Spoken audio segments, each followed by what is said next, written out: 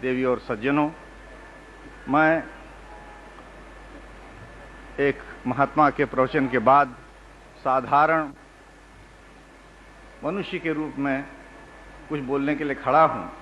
बड़े संकोच के साथ महाराज श्री के सामने क्या कहें, कुछ क्या निवेदन करें, पर अज्ञ व्यक्ति का एक अधिकार होता है निवेदन करने का, जो अधिकार विशेषज्ञ को नहीं प्राप्त होता है। अज्ञ को वह अधिकार प्राप्त होता है। हमारे लिए ऐसा लगता है, जो कुछ नहीं समझते, भक्ति, ज्ञान, योग कुछ भी नहीं समझते, ऐसा लगता है कि इस जमाने में जब चीजें टूट रही हों, मनुष्य मनुष्य से अलग हो रहा हो, यह चीज मेरी है, यह चीज मेरी है, इसका हाहाकार मच रहा हो, तो श्री कृष्ण की एक आवश्यकता होती है, या हम यूं कहें कि आवश्यकता ही का नाम श्री कृष्ण है। मनुष्य की जो भीतरी जरूरत है, एक आवश्यकता है टूटे हुए मनुष्य की, वो श्री कृष्ण है। और उस आवश्यकता की आवश्यकता हमको ऐसा लगता है महाराज श्री है, कि उस आवश्यकता को जगाएं की आवश्यकता है, और सबके लिए है, हर एक व्यक्ति के लिए है, और व्यक्ति मात्र के लिए नहीं, समाज के लिए, विश्व के लिए, सबके लिए वो आवश्यकता है। वो क्यों है आवश्यकता? आवश्यकता इसलिए है कि श्री कृष्ण ही संहार करते हैं ममत्व का। महाराज श्री ने ही बतलाया था कभी कि एक पुराण में आता है कि काली ने शिव से कहा कि मैं पूर्ण भाव से प्रेम करना चाहती हूं, तो शिव ने कहा ठीक है, हो जाएगा। तो शिव राधा होते हैं और काली कृष्ण। तो काली कृष्ण हो जाएं तो संहार का गुण आना ही चाहिए, और काली कृष्ण हो जाएं तो एक लीला, लालन, वात्सल्य का भी गुण आना चाहिए।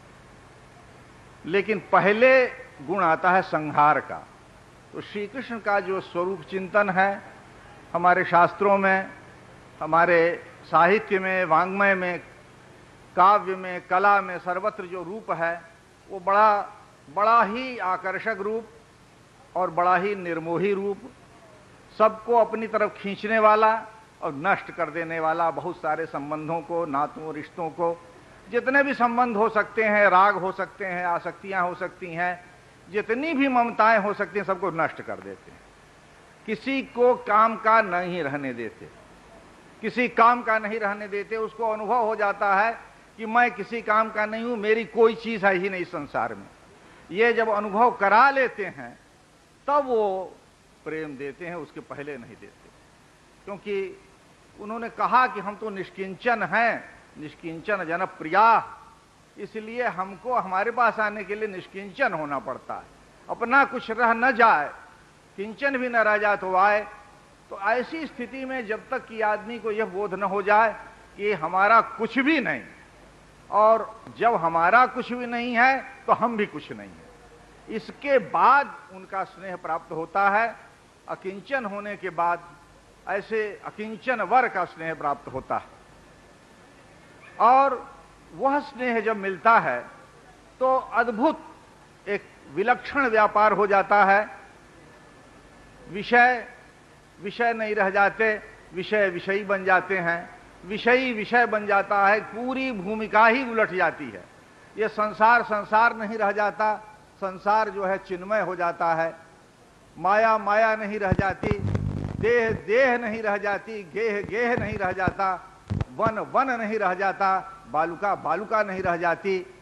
कोई भी चीज जिस अवस्था में है उस अवस्था में नहीं रह जाती। उसको एक अपूर्व विग्रह प्राप्त होता है, और वही विग्रह देना श्री कृष्ण का निर्वृत्त वाचक जो स्वरूप है, वही स्वरूप उनका है। लेकिन हम लोग नहीं समझते। हम लोग पहले लीला ही की तरफ आकृष्ट होते हैं, और ये नहीं जानते कि लीला के लिए अधिकार पाने के लिए सब कुछ गंवाना पड़ता है।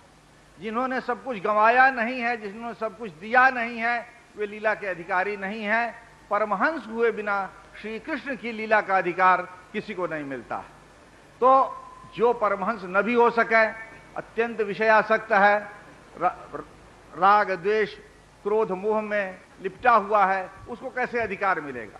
तो उसको भी अधिकार मिलेगा जब अपना क्रोध, अपना राग, अपना द्वेष, अपनी ईर्ष्या भगवान को सौंपे।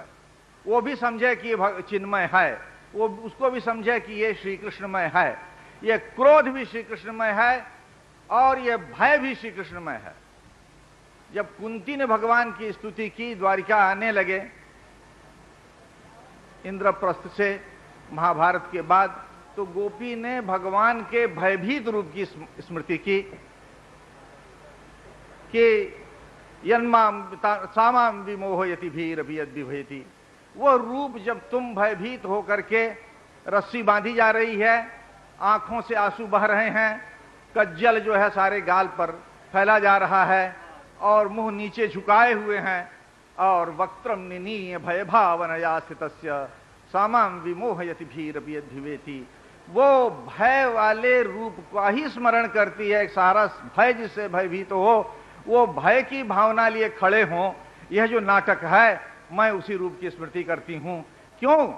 कि भय की भावना तुम में हुई तो तुम भयभीत को समझ सकते हो, जगत के भय से त्रस्त व्यक्ति को समझ सकते हो, तुम जो बंधे हो तो बद्ध को समझ सकते हो, तुम जो डांटे जा रहे हो तो डांट खाने वाले को समझ सकते हो, तुम जो जमीन पर गिरे हो तो गिरे हुए को समझ सकते हो। इसीलिए उसने जो स्तुति की, बहुत सार्थक स्तुति की कि जो मैं भयभीत रही हूं, इतना शेष भय से ग्रस्त जीवन भर रही, बचपन से ही रही, कौमारी से ही अनेक भयों से ग्रस्त रही, उस भय से रक्षा करने वाले तुम हो।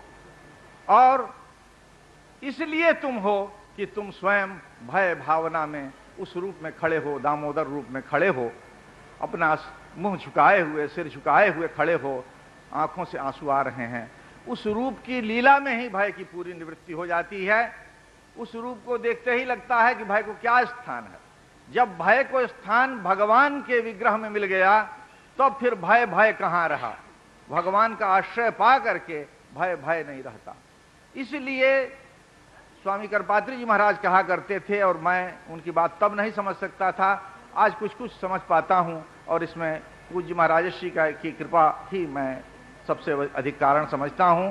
कहा करते थे कि आदमी जो कुछ भी अपने प्रिय को देता है, अच्छी चीज देता है, चुन चुन करके अच्छी चीज देता है। शबरी ने भी चक करके मीठे बेर दिए, लेकिन वह उत्कटावस्था नहीं।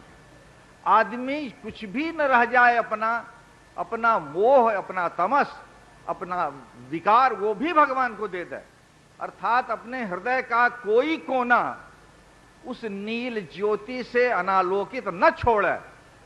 यह न कहे किसी जगह कोई दुराव न रखे, हृदय का सारा कपट, सारा छल, सब कुछ भगवान को दे दे, कहे तो भगवान के ही लिए सब कुछ है, तब वो उत्कट प्यार होता है।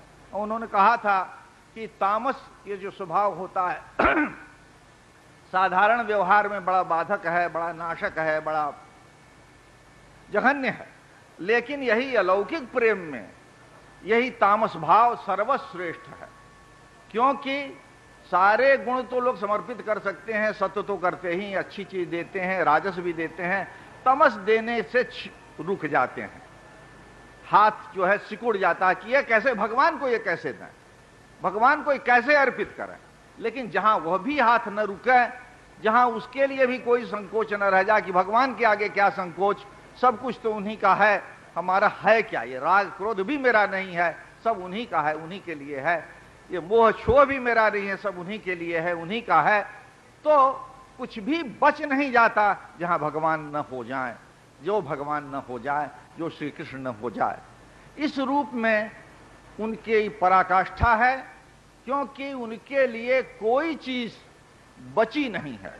वो जो एक सिद्धावस्था है, वो यतियों के लिए, परमहंसों के लिए, सबके लिए स्पृहणीय अवस्था है। देवताओं की तो कोई बात नहीं, देवता तो उनके आगे कुछ है ही नहीं, लेकिन बड़े बड़े परमहंसों के लिए, शुकदेव जैसे परमहंस के लिए वह अवस्था स्पृहणीय अवस्था है।